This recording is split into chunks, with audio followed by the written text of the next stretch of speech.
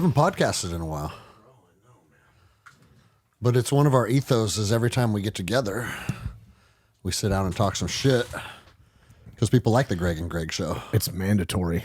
You know what? I even like the Greg and Greg show. Because I told you, I went back and listened to one of our initial early podcasts. It was like maybe our third one together. Yeah, and you're like, it was awesome, dude. Dude, it fired me up. It was awesome. Because let's be honest, we just get on here and we start talking. I never remember what we talk about or what I say. No. And Bro, so, I was actually starting to wonder if I was fucking retarded or something. Because I have people like fairly often be like, hey, bro, you know, like I was listening to episode 283 and you guys were talking about blah, blah, blah. And I'm just like, I have no recollection of what you're talking about. Cool. You know? And it's like, fuck, man. Like, but my brain has always been a brain that thrives in the moment. And it's not good at taking tests. It's not good at memorizing fucking algorithms. And it's just, it is what it is. And that's why our podcasts are so fun, because we're just sitting here. We never have notes. We never have agendas. Never have bullshit. We just hang out and have fun. And I mean, I say it all the time on the show. That's what people like. They like to fucking drive to work and just be part of a real conversation. An experience. Yeah. So speaking of experience, tell me if you've been getting a lot of this, because I have. And I'm sorry if you're one of those people, but I've had a lot of people reach out to me and be like, bro, I heard you guys stopped. You turned guns, or you shut Guns and Keys down. This was the summer I was going to go. Of course, it's always this. Okay, hey, so, guess what? So you've been hearing some of that too? If you were going to sign up, shame on you. You should have just fucking signed up. Because ultimately that's right. Because we opened up those spots, the one in Utah and then the summer one here. Yeah. Well, we had a New Orleans one scheduled. Because I had all these people from like the Southeast region that were close to New Orleans, like, when are you doing a Guns and Keys back down here? We want to go. We want to sign up. We wanted this. I got a group of 6 people. We're all going to come together. And we put them out, and then it's like 2s and 3s. Well, bro, between all 3 of those classes, I think we'd sold less than 10. Oh, yeah. Right? I think we had 4 signed up for New Orleans. Excuse me. That stays salty right there. And we had 4 signed up for Utah. No one signed up for the summer class yet up here. And I know it's a ways out, but at the end of the day, people have to realize if you're selling courses, you need to have a certain amount of slots sold to make it viable. And remember, I texted you. I was like, "Hey, where are our sales at, and what do we have to be to just be financially viable?" Right. And we were nowhere close. No. And more importantly than the money, though, I mean, obviously, I'm not going to do something if I don't make money. That's part of fucking what we do, right? You have to it has to make financial sense to be able to allocate that much time to things. But more importantly, I also think we're in a new season of life, and I'm not saying we've moved past that. It's just different. It's different, and I'm pursuing. We kind of have, I'm pursuing different things. I just don't think the season of life that we're in right now is really conducive to Guns and Keys, where we all have to commit, 7 or 8 days to travel, prep. Bro, I got so much shit going on. You got so much shit going on. Well, they don't see all the behind the scenes logistical stuff that goes into running a 3-day event like that. Yeah. And so they show up and they get, let's call it a day in, a day out, 3 days here. They get a 5-day kind of vacation where we're planning this for months. And, the ladies are handling scheduling and we're booking ranges and we're doing this and catering food and shit. Yeah, exactly. So, I don't even buy into it's a ways off thing. When we post it, if you want to go, you better sign up. Yeah. Because all you're doing by waiting is flights get more expensive. Airbnbs or hotels get life gives you more excuses to not go. Exactly. So, dude, that's why I love committing to things. That's one of my superpowers is once I commit to something, it's done. That's always how it's been. So it's like, hey, I'm going to go do this. It's as good as done. Yeah. It's like rowing across the ocean. I just said I was going to do it. Bro, we've talked about that. A perfect example is the Pantera concert in Las Vegas. Yeah. You're like, do you want to go? I'm like, fuck it, let's go. Come on, like, why not? And it wasn't the ideal time or place for me to go, like I was there for Worlds. Yeah. Last thing I wanted to be was out to like 1:32 in the morning. No, that is a perfect example because a lot of people will be like, bro, how does everything work out for you? And like, I get that, like, it's almost like the must be nice thing, right? Right. And it's like Pantera head of security I started talking to him on Instagram. Right. Okay. That's just how that happened. And then he said, bro, if you want to fucking kick it with the band, like anytime you see Pantera, you're with us. And I was like, well, Pantera's been my favorite band since it's not fucking Pantera because Zach Wild's playing. Well, I'll let you in on a little secret. He's rad. We talked to Zach about that. And we kicked it back there backstage with him for 3 hours. Yeah. And one thing that Zach said, he goes, I'm not trying to be Dimebag. I'm not trying to be Pantera. I'm playing Pantera songs. Right. So we can listen to Pantera. Right. And he goes, remember what he said? He goes, no one ever gets butthurt when I play Jimi Hendrix songs. Right. Sometimes I play Jimi Hendrix and everybody thinks it's cool. But when you play Dimebag songs, people are like, ugh. Well, the it's other like, thing dude, he he's said- just playing Pantera Right. music. The other thing he said is that he's not going to write any new music with No. Pantera. Yeah. Right. Because he wanted to honor Dimebag. And They were honor- homies, dude. Yeah, exactly. He did say this. So remember, he said, if there were to be like, oh, they found like some old 8 tracks of Vinny Music and that he- Dime yeah. that they created. He goes, the band said we would recreate it to honor them. Right. So in that's the only case he said he would do new music. Right. But back to the main point, that guy said, well, whenever you see Pantera, like, let me know and you're kicking it with us. And I was like, all right, well, let's look at your tour dates. I was like, fuck, you're in Vegas this Friday. Yeah. I'll fly to Vegas. Yeah. Bro, Vegas is the cheapest destination to fly to. And for an opportunity like that, and that's not just, oh, hey, I'm backstage with Pantera for 3 hours. It's building the network. Oh, 100%. That's what it is, Had nothing to do with, we're hanging out with Zach Wild or whatever. It No, was like, man. It's like you said, it's building more relationships, and around real people. And bro, they're coming. Zach Black Label's playing here in March, I know. I got to see if I can come up, dude. And it's like, I want to. it's gonna be fucking rad. But it's going to put yourselves out there. I kind of talked to you the other day. well, I'm going with Adam Warzinski. So Oh, that's right. Yeah. so you Adam's better up come. here. Yeah, better dude, come and train with the fucking. If I'm in town and not off on a job, Okay. I'll be here. But it's like all the stuff that's going on with me right now too. It's like, a buddy of mine runs a company called Guild Solutions, and in my personal opinion, they are currently the leader in all things breaching. They do a lot of other stuff as well. They've got experts in each kind of field, but they're the leading experts in my opinion right now. You need a little more TBI. I need a little more TBI, yeah. Which is actually pretty cool that I went to this course. So he's like, hey, dude, come on out. Like, I want you to see this stuff. I was like, I was like, what can I do? What can I help? He's like, look, I know you're going to carry your own weight. I know you're going to help. I know you're going to bring additional ideas and help the students. But I also want you to be a student in the course. This LMT is like getting me, bro. Is it? Yeah, you're all fucked up. It's the carbonated LMT element. He's like, but I want you to attend it as a student because I want you to see some of the new stuff we're doing. I was like, bro, you know me. I'll be a fly on the wall, all ears. And then when it comes down to doing work, I'll be out there hanging doors with your boys, right? So I paid my own way out there, right? I didn't get paid for any of this, right? I paid my own way out there. It wasn't cheap. And I'm so glad I did because I met some new people out there networking for the week that like we immediately connected. And now I've got all these new contacts. They have new contacts with me. We're helping each other already. And I learned some stuff. I helped some of these younger guys that are getting into the energetic breaching game. And I met this rad dude who runs the training site and he developed the Moab. Mother of all bombs. This dude developed it. Like, and this dude's a genius. He's rad and he's a savage, But while I was out there, there was a company out there called Neurable. And they have this system that goes onto the gel cups of your ear pro that reads your brain waves. And so they did a test study on 4 of us, right? I think it was 4 of us. They took 2 of us senior guys that have been eating up, I've been breaching for 15 years. Right. and then eating a couple blasts and stuff downrange. Nothing super close where I got injured, but enough to like rock your brain. You know, you're inside houses and rooms throwing flashbangs, machine guns going off. All that stuff eats up your brain.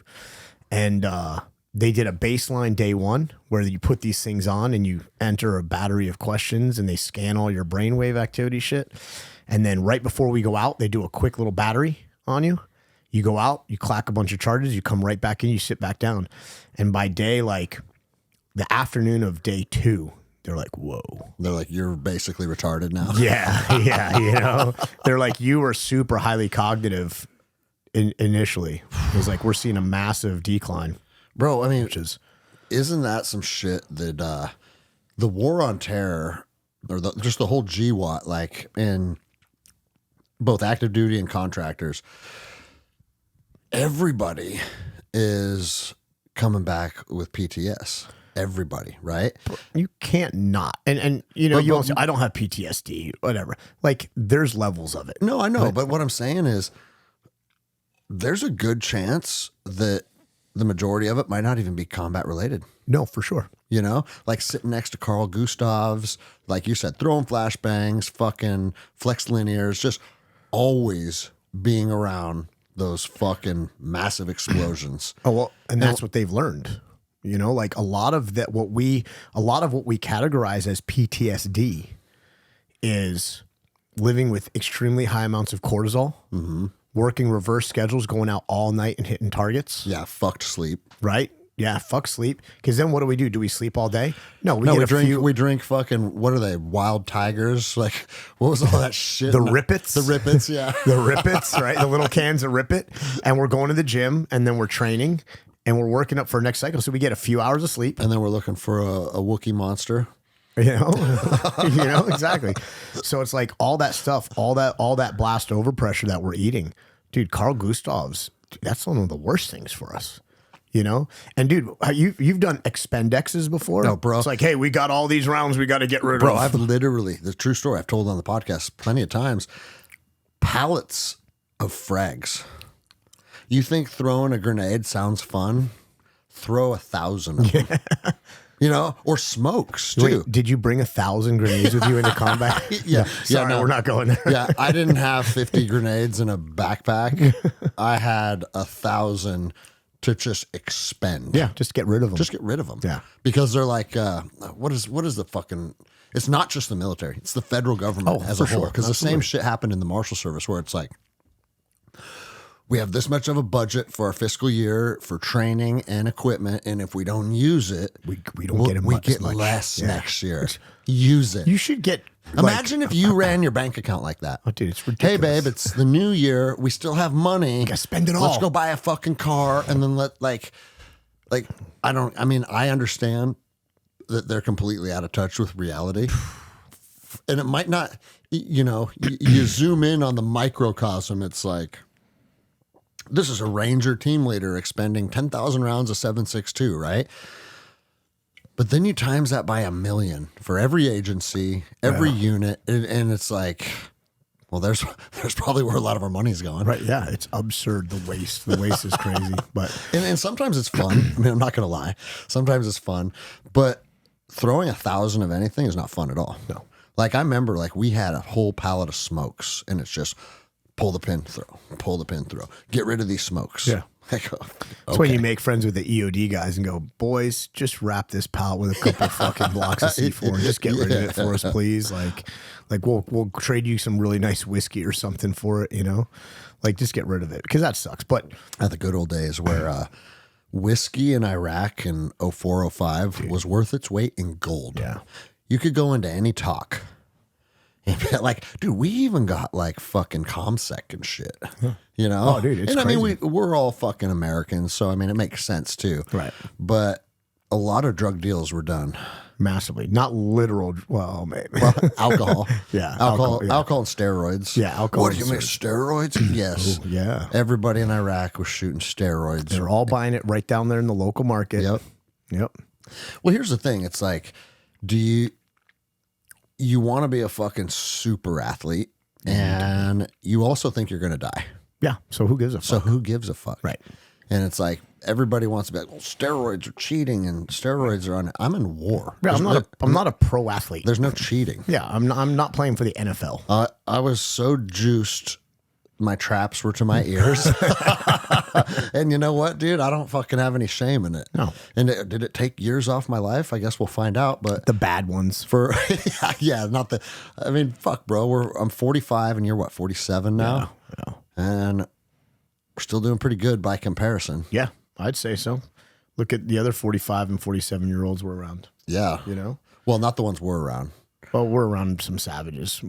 Our circle massively skews our look on a society. It's actually, it's worse than we think it is.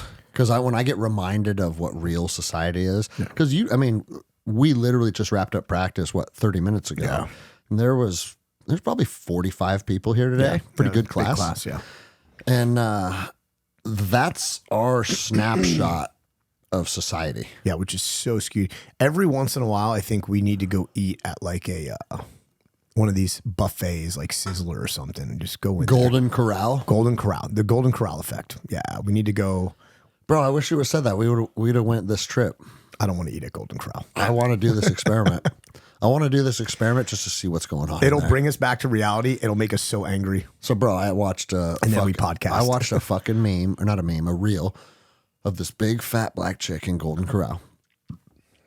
And she has her phone out and she's yapping in the camera because she thinks she's right. And she's saying,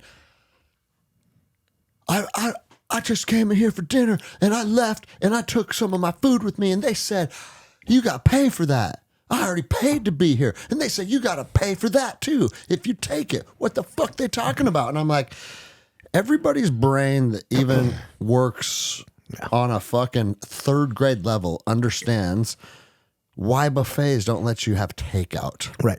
Right? And she said, and they told me if I want to take a takeout plate, I have to pay a whole nother dinner fee. I was You're like, taking a whole nother dinner with you. no shit, you fat idiot. Like, fuck, dude. And bro, our society is filled with those people. Dude, it's ridiculous. He's racist. No, that was a fat black chick saying that. I'd say the same thing if it was a fat white chick. Yeah, or a dude or whatever. I might just give different inflection in my voice. Well, that's the way it is. That's But reality. I'm giving him good material for when I run for governor. Yeah, exactly. Because like, do you want to know what he said? Oh my God. And then I'll just double down on it and say, you're goddamn right I said that. And what's the fucking problem? Right. You support big fat idiots wanting discounts? Fuck you. Yeah. You're part of the problem, dude. Yeah. I'll tell you what, dude. I didn't know we don't have to go off the cliff or anything. But you want to know what the fucking downfall of America is? This is the downfall of America. Dude, there's a laundry list. Everybody thinks it's like, oh, it's immigrants, it's fucking transgenderism, it's stupid old white cunts. That's a lot of it. Bro, that's it, bro. It's old, stupid white women. And they are like leading, like this fucking ICE charge. They're leading it. They're leading it, bro. Do you see that video of that fucking old white cunt going, why are you guys out here hunting? I don't like watching people kill animals. Did you see that? No. And then the guys are duck hunting. So she starts throwing rocks in this fucking pond To scare the ducks away. And the guy goes, those are our decoys, you fucking idiot. Those aren't ducks. And she goes, fuck off, fuck off, fuck off, fuck off. And it literally sounded like a bird, right? Yeah. And a fucking duck came in when she was doing that. Did they the dude blast turned it and dropped it. Yes. Dude, I'll Right in front send of it her. to you. And I know you kind of fucking lay low on social media these days. Yeah. And I have been too, a lot more. But bro, the old white women that are just completely out of touch with reality Completely. have taken our country politically in a really fucking disgusting direction. Well, the other thing is, too, people have no context of what's really going on, and they make up these rumors and stories. I can't remember who was telling me the other day, but it was third hand. It was like, well, I know a woman, and she's an American citizen, but she was born in Mexico, and she got stopped by the police the other day, and the police detained her because she couldn't prove her citizenship. I'm like, that didn't happen. That's not true. Yeah, what police? Yeah. One, police don't give a fuck. When I pulled Police- people, the true story, And maybe, he's a shitty cop. Maybe, yes. Because when I would pull people over with international driver's licenses, because when I travel to Europe or Australia, I get to drive. For sure. I rented a car in Reykjavik. International driver's licenses can be recognized when people are here under their visa, right? And when I would get an international driver's license, I'd say, you know what? Have a nice day. That's it. I don't want to deal with that. No, of course not. I don't want to deal with any of that shit. And as from what I've heard, this wasn't even an international driver. This was a, from the state driver's license. She's an American citizen. I said, that's not true. That didn't happen. Something's miscued, That's the problem with all this ICE shit is that the stories that are being told, that didn't happen. Right? Like, that's simply not true. Right. They're not going out there. And here's the thing. If they're going to Home Depot to target dudes that are building fences that have been here for 25 years, you probably got something better to do, right? Yeah, for sure. So of course, that's the story they tell to get everybody fired up. Right. But like I have a friend that is an ICE team leader in Minneapolis, and he's the first to tell you the guys on my team are fucked up. Yeah, they are. They're not very good at their jobs. No, absolutely. Like, I'm not here to defend ICE. I think the federal government has tons of inept people working for them. Because I saw it myself firsthand. For sure. Right.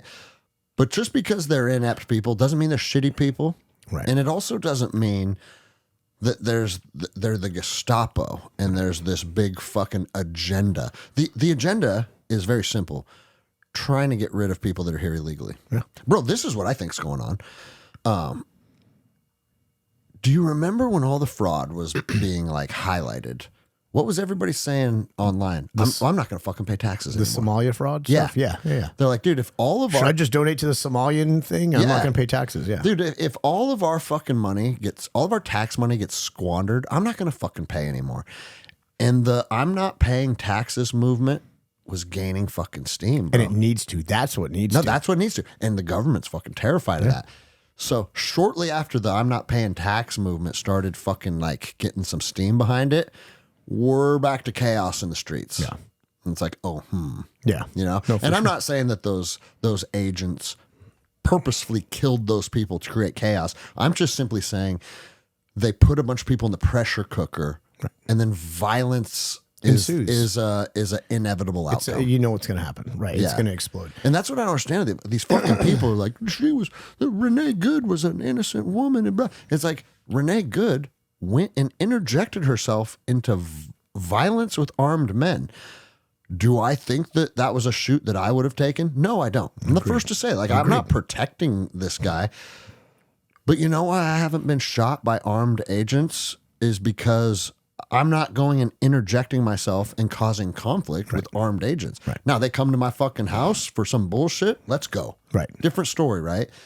But I don't understand why everybody's surprised when you fucking, that fucking Pretty dude was like kicking their car. You see the footage of him busting taillights out of. Dude, it's ridiculous. It's like, bro, the old adage, play stupid games, win stupid prizes. Right. Does that make it legal? Does that make it constitutional? Like, we can have all these debates, but in the foundation of what's happening, you go be a fucking idiot, stupid shit's going to happen to you. Yeah. Well, and going back to like, again, I agree with you. Is that, so I would not have taken that shot because I wouldn't have put myself in front of a fucking vehicle. That's a stupid move. But that's going back to these agents not being very well trained, not being very competent at their job, right? Not being bad people and wanting to kill someone. Now, I heard from someone who knows that agent personally, like only a couple months before, they were doing a vehicle takedown. Oh, he got ran over. And he got like dragged and ran over. Yeah, right? and like really fucked up. Yeah. So that was like fresh in his mind. Yep. Now, you think you learn, don't stand in front of a dude. I taught vehicle takedowns and combatives and extraction today. And you know, the first thing that I taught and I hammered it home is exactly an exact mark of where you stand on a vehicle to provide lethal cover to your extraction officers so that you don't get run over. And where is that placement? You stand on the front hub. You line yourself up exactly with the front hub of the front wheel. If you're anywhere in front of it, if they can turn into you. If the tread of the tire can see you, you can get run over. Yeah. Right? So even worse, standing in front of the bumper. Yeah. You're going to get run over. But if the tread of the tire can turn and see you, you're going to get smushed. You stand on the front hub, leaning into the fender. Now, one, you actually will feel the vehicle shift as they turn the wheel into you or away from you. You're going to feel that vehicle shift. Anyone who sits in their car and turns their wheel, you'll see that hood angle a little bit, right? Yeah. But now you might get injured a little bit. You're going to get bumped off the fender, not run over. Well, bro, a lot of agencies are even moving away from spike strips because they're so fucking dangerous being involved in fucking fleeing vehicles. Dude, just to deploy the spike strips or so. A buddy of mine got hit. Dude, a local guy down in I want to believe he was with Kent, got killed a few years back. Really? Throwing spike strips, bro. Yeah. It's fucking crazy. Yeah. Have you seen the new thing where you go up behind them and it shoots the thing around the tires? I think it's called the Talon, I believe it's called the Talon. So a lot of agencies are using this now. Colorado. I've seen some videos of it. Looks pretty good. Yeah, dude. In Colorado, like as far as I know, a lot of the vehicles in Colorado have them now. I think it's called the Talon. I can't remember. Whatever. I'm so happy I'm not doing any of that anymore. Like, I know you're still immersed in it as a trainer, but as a trainer, you're in a controlled environment. The thought of dealing with fucking chaos constantly, like, I want no part of that anymore, dude. Dude, but it's not even just the chaos. I don't mind the chaos so much. I mind the egos and bureaucratic bullshit, right? And yeah, there's a lot of reasons. Look, and look, I'm gonna call some people out right now because I don't give a fuck, because I'd say it to their faces. So my old team, right, essentially has a new commander. Mm-hmm. And what do new commanders do when they want to fucking change everything? They want to change something, right? Yeah. Now, I'm all for change if it's for betterment of the public and betterment for the boys, right? If it's for them to do their job better, I'm all for it. But when you change stuff just to change stuff, there's two reasons. And the change specifically was uniform change, right? So right now, this is a team that's been operating at a very high level for a very long time. And right now we wear multicam. Mm-hmm. We work in a fairly rural area. Are there parts of city and neighborhoods? Yes. But even the majority of our neighborhoods are suburbs with trees and shrubs and yards, right? So he doesn't like the militarization of police? Is that what his... Well, we don't know. So they're going... He's not even really... And again, I'm on the outside. I'm getting chats and hearing chatter and all this stuff, right? Well, you're the only guy that retires and is no longer on the team. But then every time you're down with the team, they're like, come train with us. Yeah, You're still on the team. I go train with them, right? I go train with them. I see you like sending pictures of like all kitted up, blowing doors, doing entries, sending dogs on bites. And I was like, you're retired. Yeah. But hey, when you're that good, they just like, hey. Well, and if I can bring something back to them, you know, I did we did a vehicle extraction thing when I was back there. We taught, and same thing. You like this stuff still. That's a good thing about it, man. Yeah, I do like it, but what I like better is being able to enhance these guys' capability and skill set. Yeah. That's what I really like. If I can go and give one nugget to a cop, a group of cops, an agency, a team, whatever, and now they can do their job better, safer, and better for the public, that's the reward for me. Well, bro, that's the thing that a lot of people miss. Better trained police is safer for you. We're not just trying to build safety for them. Right.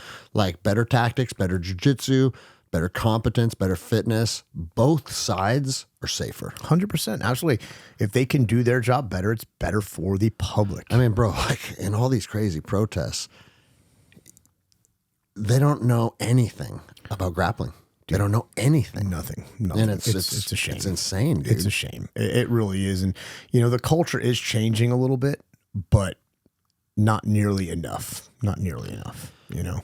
Well, bro, I mean, there's still that fallout of 2020 where a lot of people are apprehensive about being cops. As they should. And because like me and Toby were just talking about this. When I got picked up by the Marshal Service, I had put in for a local PD too, Everett PD. And me and Toby both did. Yeah. We're like, all right, we're done contracting. We're done being Rangers. All right, let's fucking become cops. This is just such a natural progression, right? And we both did very well. And I ended up getting an offer letter or whatever the fuck it's called. And right when that one came through, the Marshal Service one came through too. Yeah. But bro, it was literally out of like, I want to say there was like 1,000 people. Yeah. And there was only a handful of positions. Now they can't get people. Right. And the people that they are getting suck. Well, most of them are getting washed out still.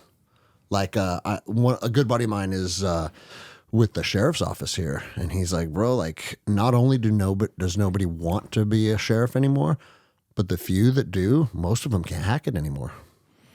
I mean, the stuff that I've seen is these kids that are showing up to the academies are grossly out of shape and overweight. Well, I know we told this story probably on episode 2 or probably 105 or something, right? It's because we've been going for 5.5 years now. Yeah. But no, you used to be cadre, and we were down at your agency's police academy. Yeah. And we show up, and you're like, you,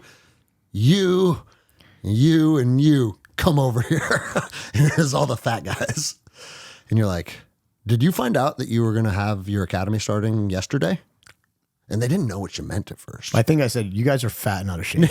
Yeah, but then when you said, like, did you guys find out that the police academy started last night? Is that why you're unprepared, you know? Yeah. And it's like, dude, even coming out of like Ranger Regiment, and you know, when you're a contractor, people don't realize the level of fitness you have to be a contractor. And it's not because the job requires it. It's because if you're not a motherfucker, the team doesn't like you. 100%. And bro, we don't need to be in shape anymore. We're not fighting with swords. Yeah. People don't know how fucking physically arduous a gunfight is. Or, I mean, this happened in Ramadi. One of our guys got shot through the mouth, and he was on a 3rd story of a building. Guy shot him, Ramadi sniper shot him through a window. Yeah. And my buddy Dallas picked him up in a fireman carry, and this dude was like probably 300 pounds kitted up. Yeah, with kid on. And had to carry him down 3 flights of stairs across a parking lot in the back of a Suburban, and we're going to Camp Ramadi. Yeah. You know what I'm saying? Yeah. Tell me you don't have to be in shape to do that. Dude, and so you have to be in shape, right? And that was life. And if you weren't that guy, you weren't welcome on the team. No. And so everybody knew we have to be that guy.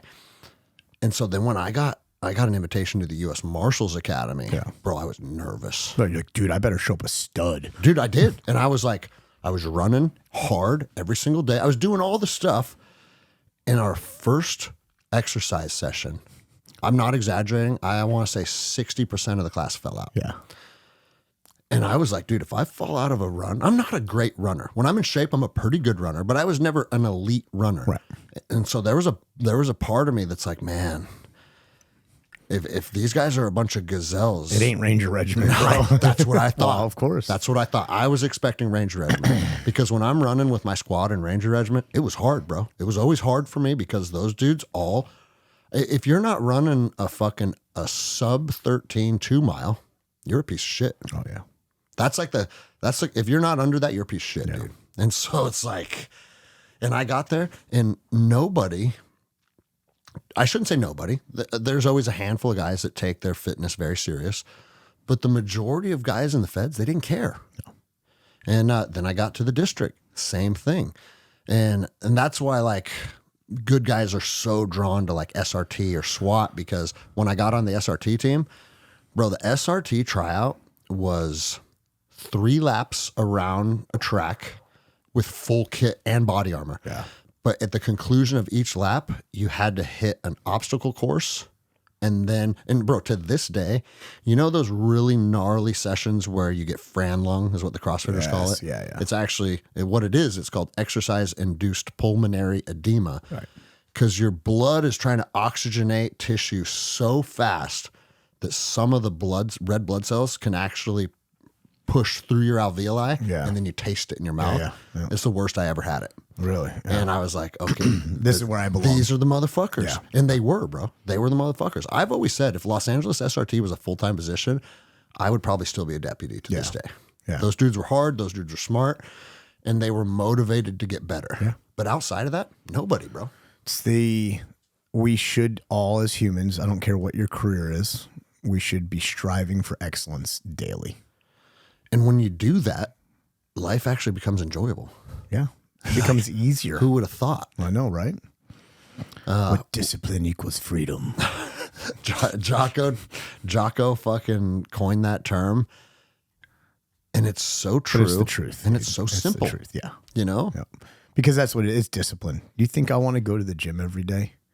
No, I do not. I don't enjoy working out anymore. I used to. I used to love it. You know what I love now? Sitting on the couch eating ice cream. Because I love that shit. No, me and Toby, my Ranger buddy from when we were 18 years old, we come in here like twice a week and put on good music and do yoga. Yeah. That's what we've turned into. It feels fucking amazing, dude. Yeah. And I think it's an important thing though, is still moving your body. 100%. Still pushing the limits of your mobility and your flexibility and all that shit, dude.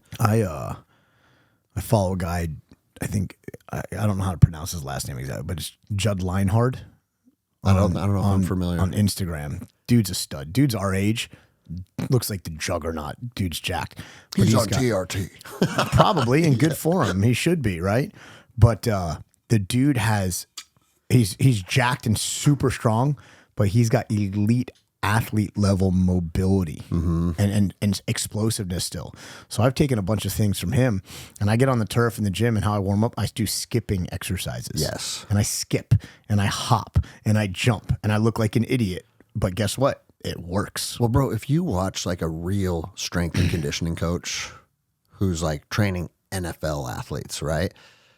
It's very precise, very dialed in movements where it's like, hey, you load here and then you jump on this box. Yeah. And that's it. Yeah. It's not this, because fitness went too far for a while. And me and Jenny were talking about this last night because we were into CrossFit for a while and I was always hurt. Always fucking hurt. And I would always blame, in the back of my mind, I'd be like, man, it's jujitsu. It's like fucking beating me up. And it wasn't. No. That's why I stopped doing CrossFit after a couple of years of doing it. And if you're trying to do fucking 100 clean and jerks for time, when in history have our bodies been used for those kind of movements? That exercise isn't designed for that. No. You know, and that's when I started having a real problem with CrossFit, when they were using Olympic lifts, but under time. Yep. It's not what it's designed for. Bro, you know my favorite workout that I do now? It's very simple, and it's probably one of the best workouts that I've come up with. I have two 70-pound kettlebells, and I set them on the picnic table out there, and I have a mace. It's my heavy mace. Yep. I think it's 35 pounds. And that's not heavy. Well, it is when it's at the end of a 3.5-foot bar. Yeah, exactly. It's leverage, right? The leverage is working against you. And I'll do like 10 mace swings and then farmer carry. Yes. And I'm not trying to run. Yeah. I'm not trying to do this for speed. It's just time under load, but I'm very slow and very precise. Walk across the parking lot, walk back, set them down, 10 mace swings. Yeah. And do like 10 sets of that. Well, I don't lift free weights anymore. Mm-hmm. Everything's on machines for me now. I can't load weight on my shoulders anymore, so I don't do back squats. I can't even do like Zercher squats or front squats. So everything I'm doing on machines, I'm doing on machines now. And I've changed, because I used to not go heavy at all. Mm-hmm. And now almost all I'm doing is going super, super heavy. Yeah, but the machines have a lot of safety. But the machines have safety mechanism. I'm supporting my back, and it allows me. So I'm doing very heavy. I'm only doing 4 to 6 reps max. I'm only doing 2 sets. So I do a warm up set and then 2 heavy sets. But I'm taking a full 3 minutes rest in between every single set. And dude, I'm leg pressing over 1,000 pounds. I'm belt squatting on the machine 4.5 plates. You know, it's like, I feel pretty fucking strong. Now you combine that with all the footwork drills, the skipping, all that stuff, some of the mobility stuff, what we do on the mats in jiu-jitsu, and now you're building that complete athlete, right? Yeah. And it's funny because, you know, you talk about like athletic coaches and stuff.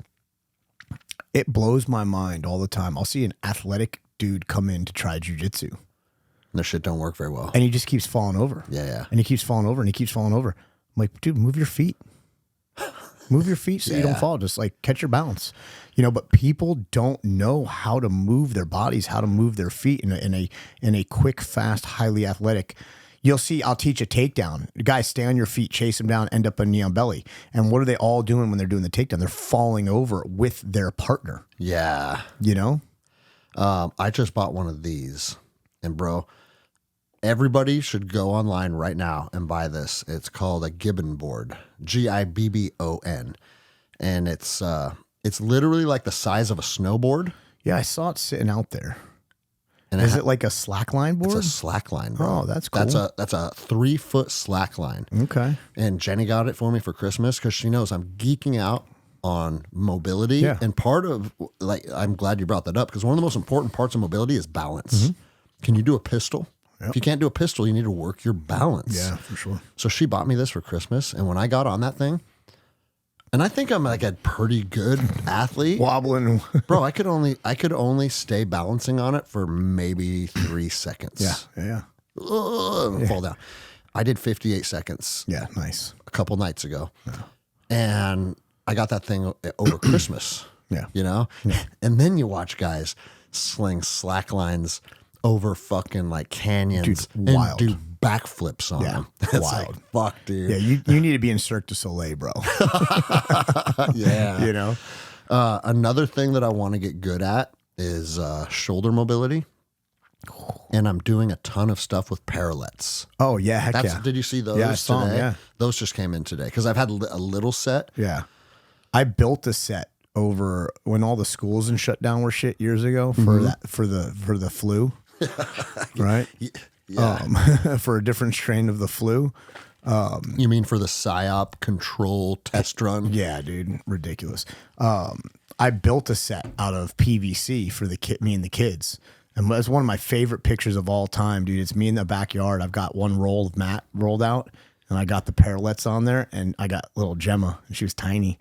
I got little Gemma doing a leg out L plank on it, you know? Yeah. And we would work out on that at the house, you know? And then especially if you're a jiu-jitsu athlete, especially because we get a lot of that like strange angles, scrambling, like high intensity type of training. You will get that on the mats. Now, the better you get, the more control you have over that.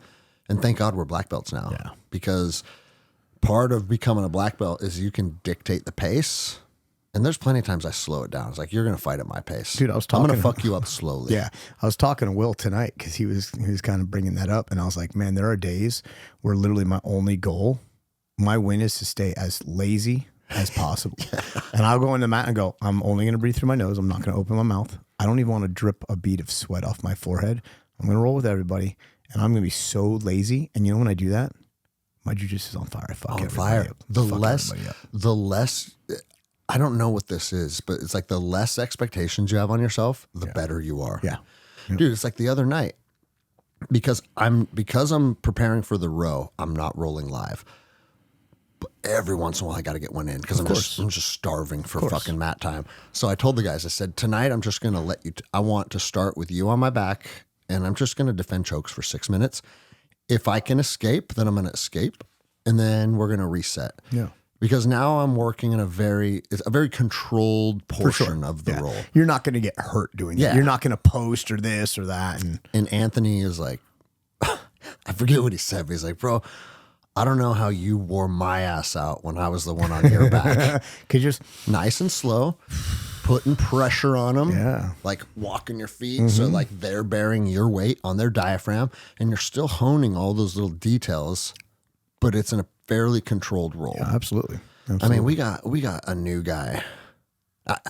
I like giving new guys the business because if they're big, strong athlete, they want that. They want to know what this feels like. Right. And we got some new guys that are big fucking freaks, and it like kind of hurts my heart that I haven't got to really let them feel like, hey, this because they're the most dangerous dudes on the mat. That's to be why. honest. That's why, bro. We got a new guy. His name's Brian. He's a cool dude. I don't know him very well yet, but he's like 240 and he played college ball and he was a safety. And you know how you can just watch someone and you're like, okay, that dude is something special. Yeah. And I was like, God, I want to mix it up with that dude. He has to feel like high level jiu-jitsu. I want him to because he's built for it, you know?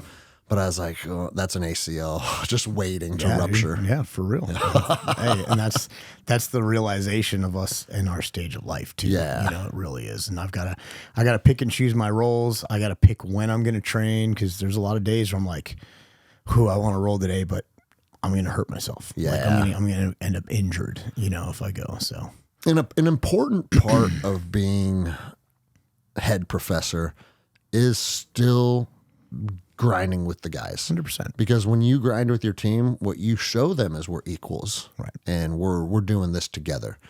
But fuck, you brought it up yesterday. You're like, yeah only in jiu-jitsu are 45-year-olds expected to not only do well, but beat 22-year-olds. yeah, it's the only sport or physical activity where it's expected for the old guys to still beat the young guys.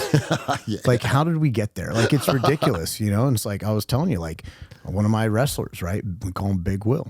Big strapping dude, 225, wrestled since he could walk pretty much.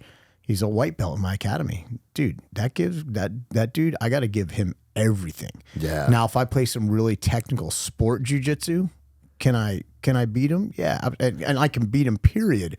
But it takes everything, because he's literally less than half my age. Mm-hmm. He's got almost 40 pounds on me, 35 pounds on me. And he's been grappling for 20 years. He's been grappling for 20 years, you know, and he's a good grappler. I don't care, white belt or not. Yeah. But now here's the other thing, because we talked about this about some other academies. Do I dodge him?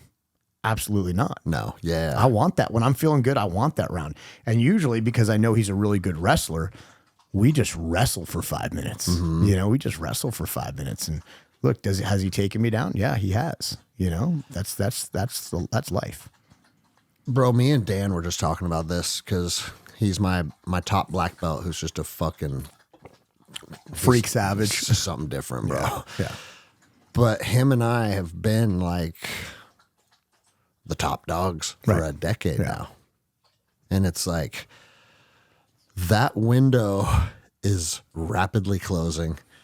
And not only do I have plenty of guys that are, you know, in their 30s that are purple belts, that are studs. Like those guys are catching up too. Oh, yeah. Right? We're getting better too. That's For one sure. thing that I've noticed is like I actually get better at jiu-jitsu faster now because like we talked about before we started recording, when you show me something, we already know all the like connection points and the nuances. It makes like, sense to you. Oh, I just need to do this. Yeah. And then you kind of have it, right? But I'll tell you where the wheels are going to fall off for me is all those fucking 15-year-old yellow belts you saw today. Bro, look, I got When they're 19, same as your boy. done. 19, like fuck. I think, and I don't even want to put years on it, but like Jackson right now, he's only 115 pounds. And he's what, 14? 14. Yep, he's fairly fresh 14. Turned 14 the very end of October, last day of October. He's 115 pounds. He's been grappling competitively since he was 5. Not once or twice a week, not on the off season of baseball, all year round. Every night. All year round, 5-6 times a week. And he's usually rolling with black belts. And he's rolling. He's been rolling in the adult class for, you know, but yeah, since he was a kid. I remember when he attacked me when he was, what, 9? Yeah. And he just smashed his forehead into my nose. And I was like, oh, he's a mini Lapin. I know where this comes from. Right. Well, he grew up. He grew But up no with respect. And not disrespect. Right. But, you know, when a 9-year-old rolls with a black belt, a lot of times it's kind of like, oh man, professor's rolling with me, right? He don't give a fuck. No, dude. dad's a black belt. Well, fuck it, like let's go. We're gonna get down, you know. Yeah. And then he's the nicest, most respectful kid. But when it's time to roll, it's time to fucking roll. And I give him, he puts another 50 pounds on, 45 pounds because it's all muscle now. He's just solid muscle. Another 45 pounds on him. Everyone's going to have problems. His jiu-jitsu IQ is so high that I'm letting him coach adults now. Yeah. Like not adult class, but if an adult's pairs next to him or something and he's rolling, go handle it. Well, dude. he's an orange Go belt, teach him. right?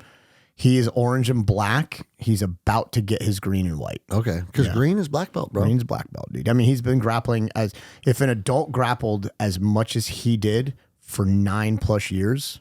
You're going to be a black belt. That's why blue belt is a totally different thing now. Dude. Because it's like, oh, you're a green belt that's been grappling for 11 years. You turn 16. here's your blue belt. Yeah. And you're a black belt. So the only thing that's saving us is weight. Yeah. With a lot of these kids. A lot of these kids is weight. They're more aggressive than we are. Do you know They're more competitive than we are. Do you know who Igor's boys are? Yes. Little yellow belt. Did you watch him at all tonight? Dude, I was watching all the kids tonight. Insane, dude. Like, and obviously it's just the same as the adults. There's certain athletes that are just special. Yeah. And we have a handful of them here, and it's crazy, dude. Yeah. Like I have another yellow belt named Ashton who's 12 or 13. I remember him. He was the one that Joao was like, bro, what is this kid? How does he move like that? Yeah. How did you teach him these things? Yeah. I said, I don't know. He just does. Yeah, he just does. He just do. So last week we did a no-gi day, and we were doing guillotines. And I was like, Ashton, let me feel your guillotine. Bro, it felt like one of us. Yeah. It was, a good guillotine is non-negotiable. It's like tap, tap, tap, tap, tap. Because my trachea is getting crushed. Yeah. And he had that pressure. And I was like, dude, I didn't even know what a guillotine was when I was 12. No. And these kids are high level by 12. Yeah. Yeah, it's wild. Yes. Yeah, so he'll get his green and white. I'm going to push him through his greens because he's like, Dad, don't skip a belt. I want all the kids' belts. Yeah. And I shouldn't say I slow rolled him, but I kind of slow rolled him. He was the son of the professor. It's like it's bad for optics, one, promoting him. Well, plus there's no race either. There's not, but with the kids there kind of is, because once he turns 16, it's blue. Yeah. He can't be a kid. He can't get another kid's belt. Well, right? Bro, I'll tell you, and I'm not going to say any names, but I have a couple orange belts that are 15, about to be 16. Yeah. Right. And I think what I'm going to do is promote them to green belt, do a roll, and then actually line back up, guys. And give them their blues. Just so when they're done. Yeah, they've got it. Because that's the thing, the calendar year in which they turn 16. So they don't even have to be 16. Yeah. If like Jackson turns 16, Jackson's birthday is October 31st. Yeah. The very end of the year. So 2027. Oh, fuck. I got to do math now, bro. So he's 14. So this year in October, yes, 2027. This year in October, he'll be 15. Yep. That January 1st, he's eligible for blue. He's eligible for blue. Now, I'm not going to give him his blue immediately beginning of the year, but I got to have him through his greens before January 1, 2027, because then I can't give him another kid's belt. Yep. He's got to go to blue. See, we only do that one promotion a year, though, so that's why I'm thinking. I do that with the adults, but with the kids, because there's so many belts. Yeah. I do the 3 degrees within their belt. So gray and white, gray and black, right? I'm just making things up and doing it however I want. I kind of do. So this is what I do. Kids go from white belt to gray and white to gray and black. Okay. And then if you get to yellow, from that point on, it's just solid belts. Colors, yeah. And you're going to sit at yellow and you're going to sit at orange for 2 years, or 3, whatever, just like an adult would. Right. Because if you made it to yellow belt, bro, you're in the jiu-jitsu lifestyle. Yeah. I honestly think these striped belts are almost like a mechanism to make them get promoted more often. It's like, it's good for morale. It's good for the kids. And I'm not arguing with that. Yeah. But here's the other side of it, bro. I mean, I got 150 fucking kids or some shit, and half are mine and half are Will's. So like, he's in charge of his promotions. I don't have to think about that. Right. Thank God. Yeah. But even our kids, it's like, fuck, dude, how long have you been a gray belt? Oh, a year or 2 years or whatever. It's like, I'm not good at keeping track of where everybody's at. Right. And so like how my promotions usually work is like, for instance, on Monday, I watched one of our gray belts and Elijah just get down, dude. Like, oh, he's ready. And it's like, he needs his gray and black. Yeah. He's ready, you know? And but I also think, I think people like when the academy doesn't have like, oh, are you ready to test for blue belt? Or like, what? Because every once in a while you'll have someone be like, dude, what do I got to do to get to blue belt? I said, nothing other than show up. Stay. You stay, you'll get your blue belt. That's it, bro. And so like, that's my favorite part of annual promotions is it's just, hey, are you ready? Yes or no. And if you're not, maybe next year you are. Yeah. It's no hard feelings. It's nobody's butt hurt. I mean, maybe sometimes they are. Nobody ever expresses that to me because it's like, sorry, you know. Yeah. But this is the other thing that's important for people to remember. If you're a white belt or you're a blue belt, just fucking enjoy 2 or 3 years at white or blue and don't worry about getting promoted. Because once you become a purple belt, like purple belt's where the rubber meets the fucking road. Yeah. Well, yeah, here's the thing with every belt. And I literally had this talk over in Vita, Louisiana just last weekend because we did some belt promotions. We promoted one brown, a few purple, and then a few blue. It's like, we are not doing you a favor. We're not doing you a favor by promoting you prematurely. Mm-hmm. Not to mention, then it rubs off on the academy. It rubs off on the culture of the academy, our validity, on me as the professor, you as the professor. Every promotion and belt you get just means more responsibility. You're expected to know more. You're expected to do more. And now you're going to have a bigger target on your back for everybody underneath you. And nobody wins if you're a shitty purple belt. Like, it doesn't represent the academy well. It doesn't do anything for you, the individual.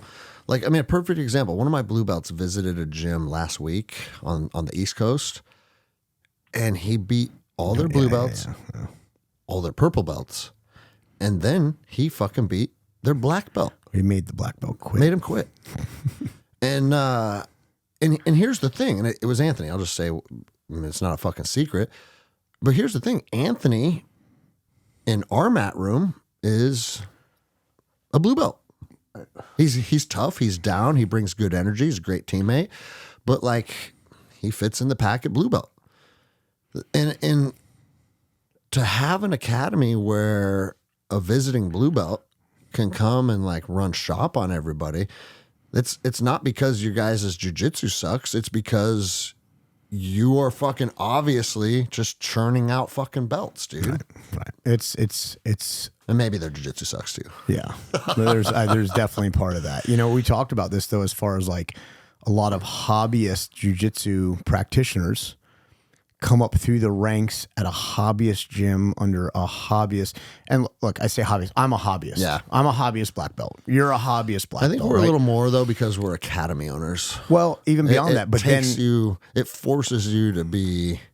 And I know a lot of academy owner black belts that I do they fucking suck, bro. They fucking suck, dude. But they come up like the guys. We talked about this last night. The guy you came up, at least once you moved to California, you came up under world champions, right? When I started training seriously after being a traveling nomad white belt for like 6-7 years, right? I was training under Thiago Bravo. You know, dude won a Abu Dhabi Grand Slam. Like, dude, you know, he's world champion, Pan's champion, et cetera, et cetera. Then I'm training with all these dudes from Checkmat. Like, we came up in the crucible of professional black belt athletes. Yeah. Right. Well, and here's the thing on that's important. Because I've had some people actually, I'll never forget it. One of my buddies is like, man, you ended up with Boucher. It's like, everything always works out for you. You know, I moved 1,200 miles away and went to his gym. And anybody can do that. Right. That's the cool thing about jiu-jitsu. Yeah.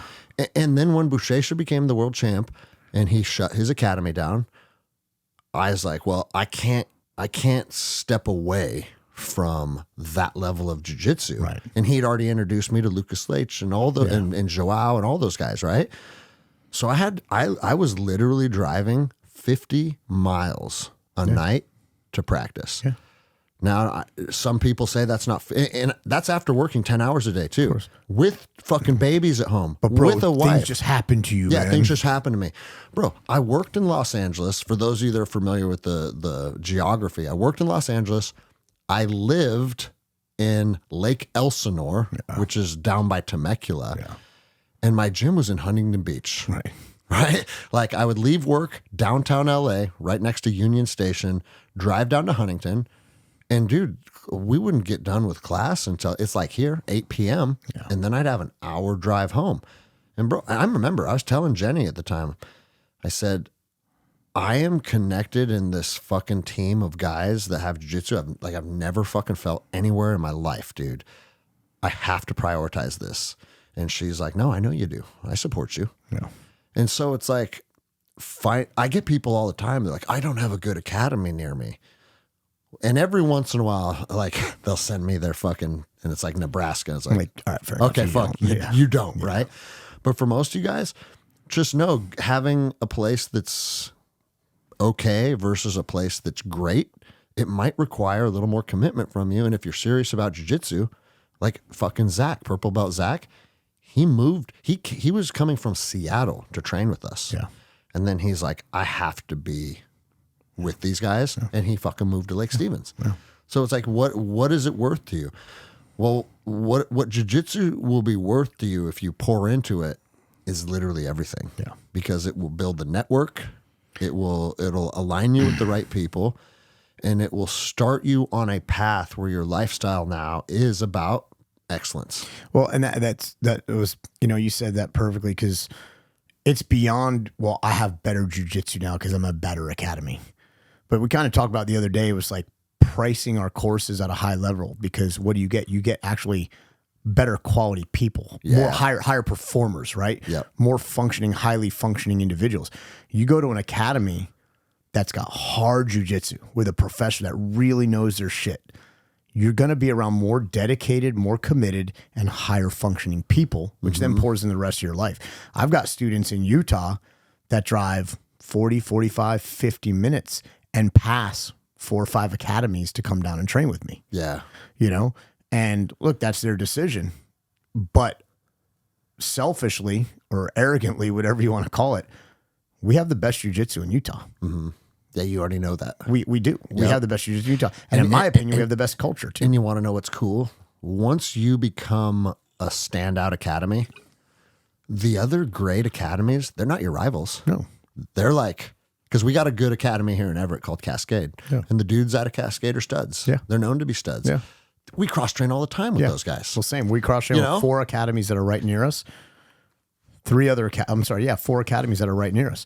And guess what? All the professors are stoked. Mm-hmm. They're all stoked. We don't look at each other like rivals. We get on the mat and we get down, and then just like happened to you and me last night, every time we're on the mat together, we all learn a little trick, a little something. Yeah. And we get hard rounds, and they're good. Like, these guys are good black belts, I love how when you see something, even if you intuitively think like, oh, this is good, man, you still got to try it in a live roll. Oh, so then you went and did a live roll, and you're like, bro, your shit worked. Yeah. That's all I did too. Yeah. I just did it every single time. I'm like, I'm just gonna play with this. I did it every single time, and it worked right out the gate. And that's, to me, that's a testament to a technique too. If you don't have to be a specialist, if you can literally tell me something, show it to me, and then I can apply it. Yeah, it's a good technique, dude. It's a good technique, and my jiu-jitsu is not fancy.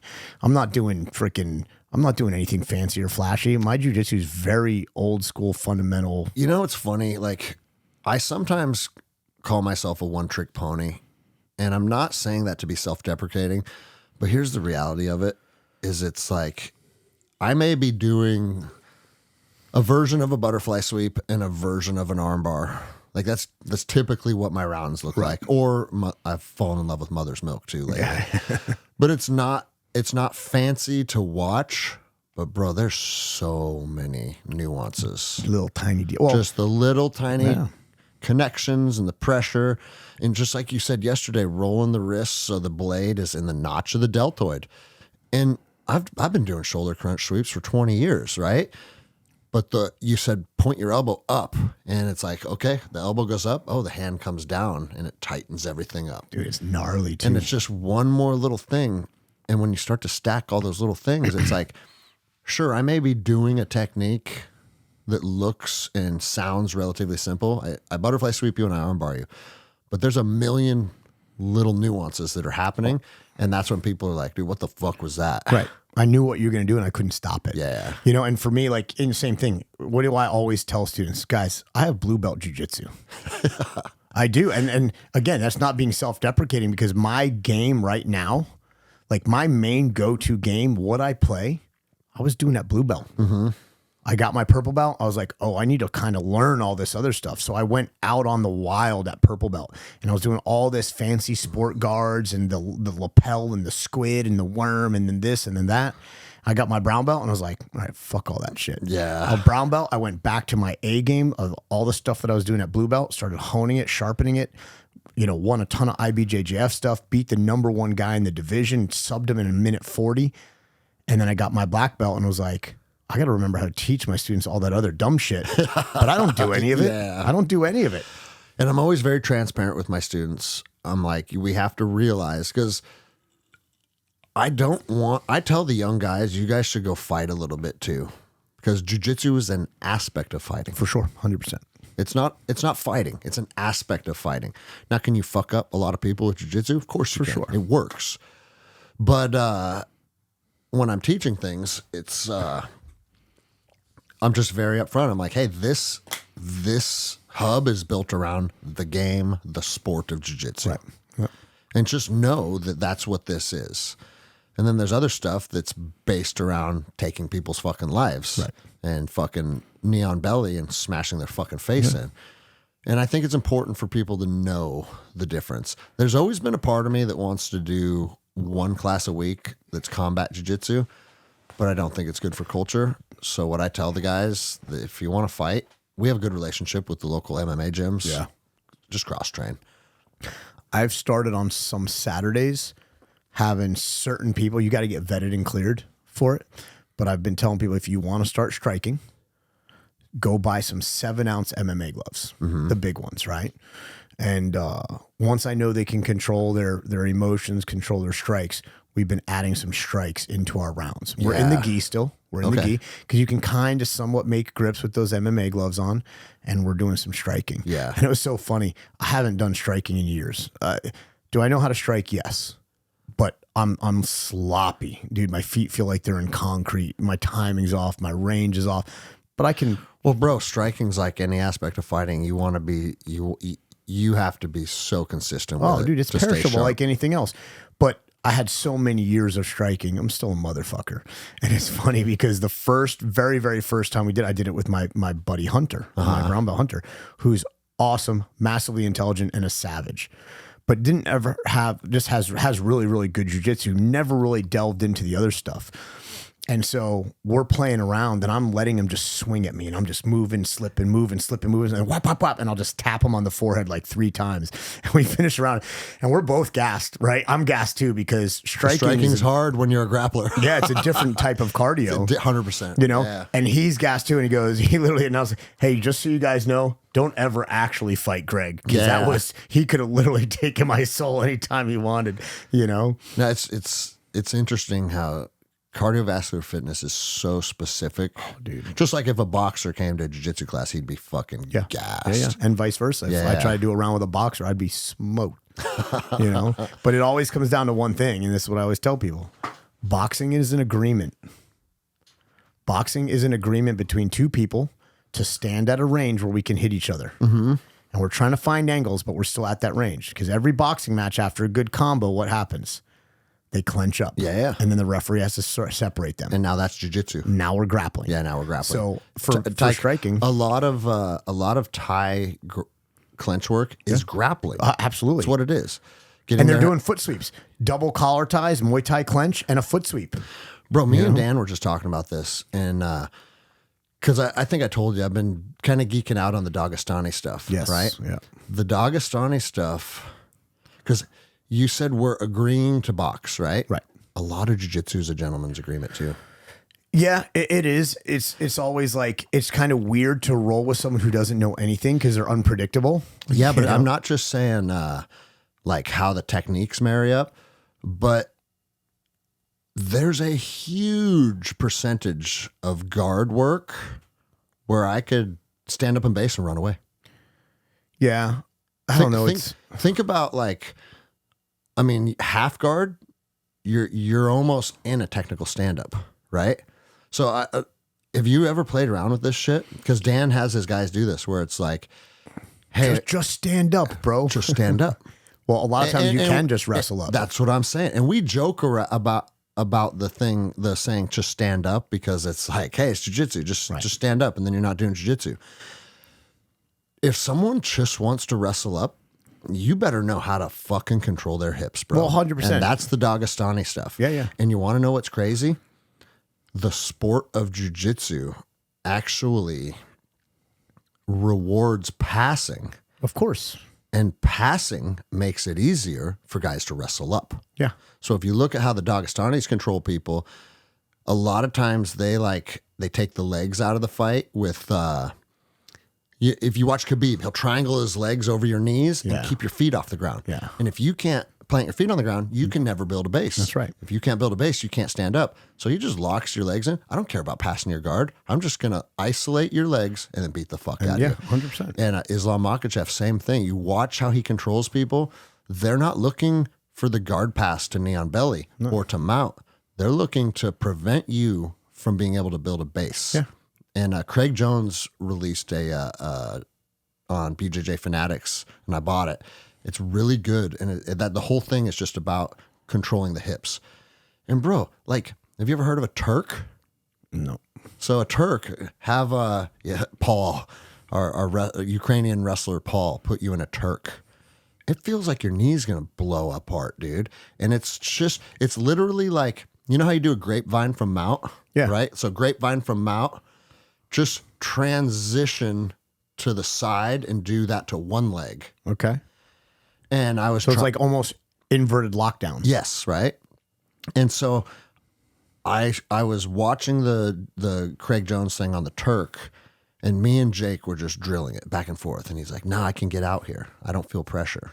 Do this, do that." And we you know how when you go into the lab, and you have to learn like millimeters. So I was telling the guys today weight with the knee bars, yeah, like you're gonna have all to feel that the same angle, stuff.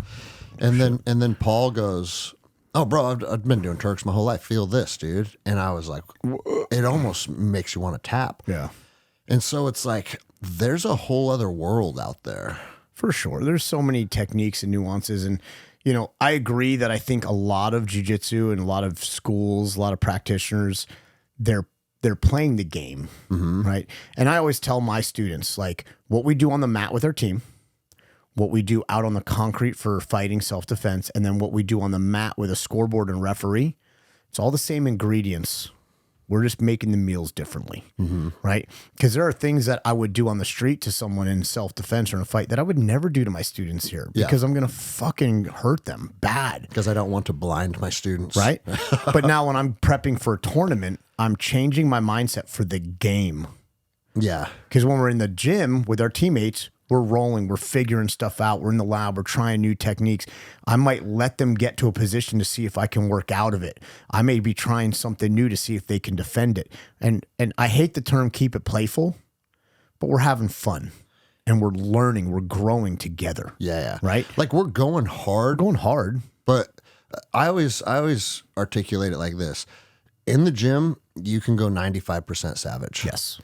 That last 5%, not only do you have to go to a tournament to find that last 5%, but you actually can't bring it out with your friends and your teammates. No. It's just different. You can't, you shouldn't anyway. And I just don't even know if you can, though. Like when a guy grabs you in tournament jiu-jitsu, you don't know each other. I've never fucking met you.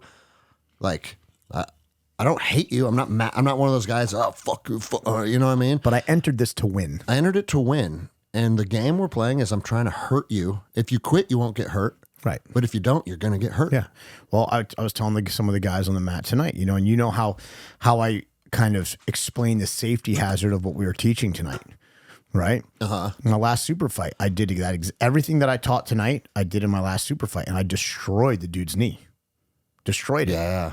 Not maliciously. But I shouldn't say intentionally. Intentionally, I was knee barring him. Yeah. It was his fault that it went that far. Bro, you hurt my knee. No, you hurt your knee. You hurt your knee, bro. Guess what? It's super simple. Just tap, right? But this is where I think it's important to compete. And bro, I'm not an avid competitor. If I had to, I might have 100 matches.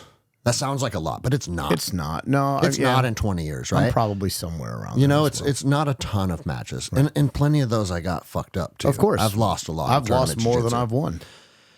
And what I've realized in tournament jiu-jitsu, if I'm trying to hone my whatever it is, Kimura to armbar, right? I can hone it to a 95% on the mats with my friends. But if you want to hone it, that last 5%, where people are going 100% go compete to fight against your technique, The only way to learn that last 5% is through competition. Now, and I'm not even, I know you expect it more than I do from your athletes. Yeah, because I know how beneficial it is. It's beneficial as fuck, dude. It simply is, dude. Fighting in one tournament is like 3 months in the gym. You get something different out of it. You do. And I think it's touching that you get to touch win. And again, I hate this win or learn. Right? It's like, right? Because I don't like losing. But the saying holds true. Yeah. You learn a lot regardless of how it goes. 100%. 100%. And again, like I tell guys, because I made this mistake coming up through jiu-jitsu. I looked at tournament jiu-jitsu and competing kind of the same way I looked at it in the gym. Was I was hunting that finish. I was hunting the sub. And it was actually Raposo that really like changed my whole mindset. Like there's a game being played for tournaments. Yeah. He goes, and like he would say, man, a beautiful takedown gets you 2 points and gets you on top. Yeah. A really ugly, shitty takedown gets you 2 points and gets you on top. If you want a show, go to the circus. Right? Yeah. And that's what Raposo would say. And he really taught me strategy of competing. There's a game. There's a rule set. Guess what? You're allowed to stall for 20 seconds. Sometimes you want to use that. Yeah. That's boring jujitsu. Well, bro, here, we don't want to stall. We want to go, go, go. I've had this happen lots in tournament where I get to mount and what is going to happen when you armbar somebody from mount is you're giving them a massive window to escape. Yes. 100%. You are, right? Absolutely. Or I can just fucking smash you and stay here. Stay here. Because here's the deal. Because if you can't get me off, I win. 100%. And guess what? Nobody cares or remembers whether you won by submission or a fucking advantage. Or you won by an advantage or a referee. I don't want to go to referee decision, but nobody remembers that. But there's a gold medal hanging up or not a gold medal hanging up. And that's all people. So it's like, if you're going to go put yourself out there into the game. And I had this talk a couple competitions ago. There was another professor from another academy. And he was bitching and moaning about how his guy's got a penalty or this, or he should have won or this. And I'm like, man, I said, no offense. I said, it's your fault. It's your fault. I said, they're playing a game right now with a referee and a rule set and points. It's different than what we do in the gym. If you go play golf, this is what we do. Right. It's different than what we do in the gym. Well, bro, it's the same ingredients, but we're making a different meal out of it. I would even argue that really, really dominant control is higher level than submissions. I would argue that as well, because for real fighting out on the street, that's what I'm saying. For real fighting on the street, if I get you in mount, I'm not going to armbar you. Well, bro, I'm going to drive short elbows into your face. I'm going to, depending on what call, I'm going to get a tool. I'm going to stab you. I'm going to shoot you. I'm going to pick up a rock and smash you in the head with it. I'm going to gift wrap you in technical mount and smash your fucking Exactly. Knee. But you need that dominant control. Yeah. So for me, like, it's like when Lovato, I think I told you this, Lovato had me mounted. Horrible. And I was literally just watching my life flash before my eyes. Yeah. Because, bro, I'm telling you, that was again, the only time I felt that kind of pressure is Buchecha, bro. Yeah. And I was like, fuck, dude. Like, when everything is as worse as it could go, the bells and whistles are going off, and you're like, fuck, right? There's nothing I can do. And then he fucking shot a thumb in, because he does his cross collar chokes thumb in, not 4 fingers in. Okay, yeah. That's how he sets it. Yep. And bro, it's cool, man. Yeah. And he shot that thumb in grip, and there was a part of me that was like, yes, please just thank God, submit me. Dude. Make this end. Just end this, right? Which it still sometimes blows my mind, because we're not slouch black belts. Bro, we slapped and bumped, and he pulled me into a triangle. And bro, I don't get triangled, right? Like, plenty of guys in the world can beat me. I'm not fucking delusional. But to just pull me into a triangle like a white belt triangle, and I don't even know how it happened. Right. And then like he started squeezing, and it literally felt like my head was just gonna pop off my body. Yeah. And hey, dude, like, I've been chasing being as good as I can be for fucking 22 years now. Yeah, and there's some guys you're never gonna catch. No, for sure. That's that's the journey, dude. That is the journey, man. And it's awesome. He's a good motherfucker, man. Yeah, he seems like a good human. That's what I'm saying. He's martial arts is his life from childhood. And because of that, everything that he does is built around that. Yeah. He's not out drinking and partying. He's not doing stupid shit. It's like, no, I'm a professional martial artist. Yeah. And it's cool to see that. Yeah. Well, it's awesome. It is. It's like a fucking modern day karate kid. Dude. Yeah. Yeah. Well, look at him. He's out there wrestling Oklahoma State. Yes. And killing collegiate wrestlers. Dude. Like, and he's 40? He's 39? 42. He's 42? He's 42. Dude, he's in his 40s wrestling collegiate wrestlers and beating them. Well, bro, he was sitting right where you were sitting. And I was like, I forget exactly what we were talking about, but I referenced being in his prime. He goes, bro, I'm in my prime. I've been in a prime for 25 years and I'm still in it. That's awesome. And he was dead serious. Dude. I am not. Yeah. I am not, unfortunately. You know, and we're not going to do a long episode. Oh, it's already been an hour 20. Wow. So we'll wrap this up pretty quick. Yeah. So we got an early morning. Yeah. It's going to be a short episode. But the one thing I wanted to talk about is the jiu-jitsu scene is plagued right now with allegations of sexual harassment. Yeah. And I'm not going to speak about Andre Galvao because everything I know about him, he's always been a good, solid motherfucker. And I'm so far removed, I have no idea if there's any validity to it. No. So I'm not in a place to I would not comment on that, right? But what I've seen a lot of academies doing right now is like making it a point to get on Instagram and be like, hey, our academy is a safe place. And it's like, duh, no shit, dude. Like I feel like if you have to get on Instagram and tell your followers that your academy is a safe place, you've obviously fucking missed something culturally. Right. Because I mean, me and you have that talk with our team on a regular basis. Yeah. And when we do Guns and Geese, it's part of our welcome aboard. And it's not only like, are we not going to tolerate our women being sexualized? And you and I are fucking sex addicts, bro. Yeah. Right? Like, I would say yes. Yes. I mean, bro, I am. I get it, dude. Yeah. I also have something called self-control, and we don't sexualize women on the mats. Right. And the other side of it is you girls out there, that goes for you too. Yeah. Don't bring your fucking like that energy. That flirtatious energy. Don't bring it to the mats. Yeah. Now, I have teammates, one of my coaches married one of our students, they have a baby now, right? They're grown-ass adults. That's what I'm saying. But so I'm not saying relationships can't be formed in the gym. And they will. They will. That's because human beings are hanging out together, doing a thing together. They're seeing each other's strengths and shit, and they're attracted to each other.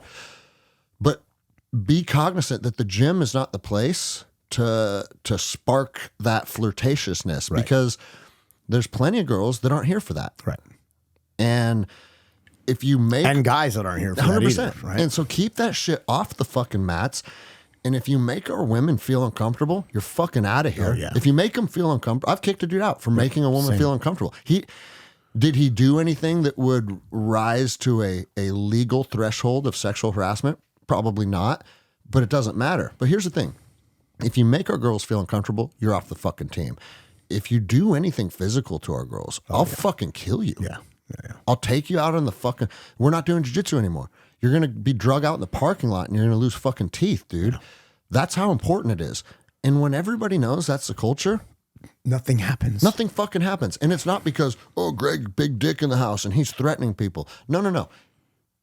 If you hurt one of our girls, there's 100 guys that'll take care of it before I have to get involved. That happened in the other day, and I found out days later. Like, why the fuck wasn't I told? It was handled. Yes. Why the fuck wasn't I told? Right? I want to handle it, right? It was handled because it got around the room, and then my brown belt fucked that dude up, and then my purple belt fucked that dude up, you know? So it's like, it's a fixing problem. No, our ethos here, I tell the girls, is like, we're not going to protect you. We'll die for you. Yeah. Just like I would die for the girls, any of my jiu-jitsu students, if I run into them in a mall and there's an active shooter, I got you. Yep. That's the energy you have to give your female athletes. Absolutely. Because, bro, I mean, jiu-jitsu is uncomfortable for us. Mm-hmm. And we're fucking lifelong savages. What do you think it feels like for a 38-year-old mom that's never done a combat sport before? Right, that's 120 pounds. Yeah. Like, fucking take care of her. Yeah. Take care of her so she can build herself into the best version of herself. It's a very simple formula. And kicking their fucking asses is not the way to do that. No. Oh, well, in real life. Yeah, that's why they have to train harder than we do, and they have to train longer. Yep. Because I always say, for a female to allow jiu-jitsu to work in a dark alley on concrete, you're probably gonna have to be a purple belt or above. At least 6 years. That's what I'm saying. Like of consistent, and then even still, there's a physical aspect to that, because like, look, Casey's 4'11". Yeah, she's a good brown belt, like a good brown belt. And there's guys in the gym when they're doing jujitsu, she can handle, that are much heavier and stronger than she is. But it's a different thing out there. You know, when you can get slammed on the concrete, slammed into wall, hair pulled, grabbed, punched, elbowed, headbutt, stuff like that. But 6 to 8 years, I think you at least know enough jujitsu where maybe you can arm drag, push away, and run. Yeah. Right. And look, there was a female in the class I was teaching today. So, you know, I was up teaching one of your guys' local sheriff's offices, some combatives. There was one female in the class, and she was pretty tiny, you know, and she was fit and strong. But I gave that speech, guys, there's only 2 genders. And guess what? We ain't the same, right? We're not equal. Equal means the same. Mm-hmm. There's one underlying difference between men and women that makes us very unequal, not the same, which is what keeps our society going and drives most of us crazy in the head. Right? Right? If you two dudes want to go grind hard and drill super hard and when we're sparring, beat the shit out of each other in the corner, cool. But if you're too rough with her, I'm going to jump in next with you. Yeah. You know? And like, I don't want the people out there to misconstrue that we're giving them a false sense of reality, when I roll with the girls on my mat, my girls, I don't let them win. I kick their ass. Yeah. But at that's their weight, at their pressure, at their strength. Yes. You meet them with competent jujitsu, and you can still kick their ass with jujitsu. Right. Not with fucking neon face, dude. And I'm not smashing my elbow or forearm across their face. I'm not going neon face. I'm not mother's milking the girls like I do with the guys. Yeah. Right. But I'm beating them with technical jujitsu, and I'm letting them feel that equal. Yeah. But with a higher level of jujitsu skill set. One thing you just said is like, in a real altercation, you can just literally pick them up, right? Yeah. Bro, if you are any level of grappler, any belt level, one of your ethos should be nobody. Dude, I just had this talk with my team. Go. Nobody ever picks you up. Yes. Ever. Agreed. Ever. Getting picked up is death. Cardinal sin. Yes. Bro. And I had did you ever meet Blue Belt Bob? Yes. Okay. A fucking stud rugby player. He was a rugby player. Yeah, yes. Yeah. And one of his things, he'd call it the whirly woo. Put people in air jail? He'd pick people up, put them in the air, and then he'd spin them, and then he'd set them down gently. Yeah. And that's just his way of saying, I just killed you. Yeah. And I told him, I said, Bob, you will never pick me up off the ground, ever. I know you're this fucking big, strong rugby fucking stud. Yep. You will never pick me up off the ground, because that is one of my ethos. And luckily he never did, right? Yeah. But the thing is, that goes from everywhere. If you're playing guard and they start to lift you up, you have to disengage and stay under them. Dude, you have to. I literally had this talk with my team last week because we were doing triangles. And during one of them, we do some positional sparring, and I saw one. I was like, "Stop!" Was he getting Rampage Jacksons? He was getting lifted. They wasn't going to slam him. Yeah. They weren't going to, they know, right? But they picked him up. Yeah. I said, everybody stop. Come here. We're going to have a serious talk. And I showed them. I love that we're always on the same page. Dude, I put one of my guys in guard. I said, pick me up. I said, I'm going to get killed right here. He's going to spike my neck and head off the concrete. Yep. Okay. I said, someone starts to stand up with you in their guard. You open up your guard, you disengage, you blast double them, or do a sickle sweep, tripod sweep. If you've got a triangle on someone, I don't care how good or how tight the triangle is. They start to lift you off the ground. You let go of that shit and go back to a full guard, open guard. You do not let anybody pick you up fucking ever, dude. And it goes for like, especially, guard is the most dangerous if you get picked up. Right. But the majority of takedowns require me to pick you up. You know what I mean? Maybe not the majority, but a lot. But a lot of them, you're talking your double legs. Generally, you can get picked up. Most throws. A lot of your throws. Your feet come off the ground, you're fucked, dude. Right, yeah.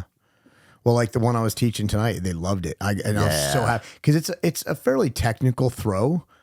And dude, within a few reps, they're all hitting it. You're just whap, Bro, whap, a lot whap. of guys are looking good, dude. They were looking good, dude. It was sick. I loved seeing it. It man. lets me know. I mean, I already know my purple belts are good, but I was particularly watching the purple belts, and it was like, okay, downloaded. Done. They had it. Yeah, like it you're cool. watching Zach and Jake do it back and forth, and now they're setting up their own little entries to it and stuff, and wham and slamming each other. Dude, it was so rad. Oh, all right, that's an hour and a half. You got anything pertinent before we wrap it up? We got an early morning. We didn't talk about eating ass on this episode. Now, that's your thing, bro. My thing should be everybody's. Do you thing, make them by the way. shower first? Bro? That or at least good ass wipes. Not eating ass should be everyone's after thing. a big old diarrhea and shit. Like, hey, come on in, dude. Fuck, dude. I could tell you this off air, but I'm just gonna fuck. I go in the bathroom today. Yeah, And you know, when you're the academy owner, you have to clean the bathroom every time you're in there. dude, every single time. Bro, there was piss all over the top of the seat. Dude. Like, bro, that means someone on this team didn't even lift the toilet seat up. Had to have been a kid. That's what I tell myself. I'm like, every time I go in there, it looks like it's fucking splattered black paint all over the place. I'm like, this has to be a kid, dude. Dude, I was in Louisiana. Same thing. I go into the bathroom and there's yellow in the toilet. I'm like, who the fuck didn't flush the toilet? And I look, dude, the tank, there's piss all over the tank. There's piss all over the wall. I'm like, what? All over this. I'm like, what the fuck, man? Every once in a while, I'll go fucking Angry Anderson on the team and I'll come out and I'll be like, hey, listen, I know this isn't your house, but it's my fucking house. Yeah. And if I was in your house, I wouldn't piss all over the fucking floor, dude. Treat my house like you treat your house. And then people are like, be careful if that's how you articulate it, because a lot of people have piss all over their toilet seat Yeah, at their house. Yeah, So oh, absolutely. No, that's awesome. No, it's been a whirlwind of a couple of days. We got to get up early. We just wanted to put something on the books for the Greg and Greg show. that's what we do.